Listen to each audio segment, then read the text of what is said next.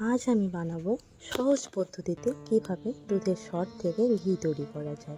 তার জন্য আমি এক সপ্তাহ ধরে দুধ থেকে সর একটা পাত্রে তুলে রেখেছি। সেই সরগুলোকে এখন আর একটা পাত্রে ঢেলে নেব। এরপর খুব ভালো করে সরটাকে ফেটিয়ে নিতে হবে।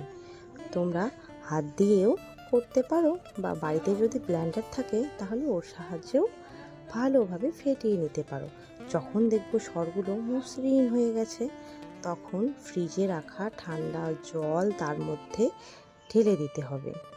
ফ্রিজে রাখা ঠান্ডা জল না হলেও চলবে, নর্মাল ঠান্ডা জল ঢাললেও চলবে। তখন ধীরে ধীরে বাটারগুলো চেপে নিয়ে আর একটা পাত্রে তুলে নেব। এখন ওই পাত্রটি চুলায় বসিয়ে মিডিয়াম টু লো ফ্লেমে কিছুক্ষণ যাবৎ জাল করতে হবে। জাল করার পর হালকা নাড়াচাড়া করে নেব। যখন দেখব এরকম কালার চলে আসছে তখন আমরা আর একবার নাড়াচাড়া করব।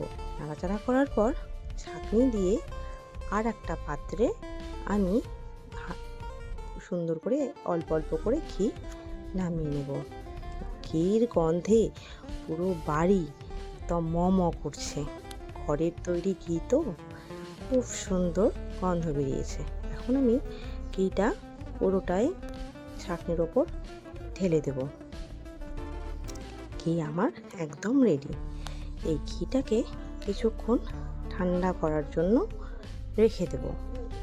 ঠান্ডা যখন হয়ে যাবে তখন বয়মে আস্তে আস্তে ঢেলে নেব।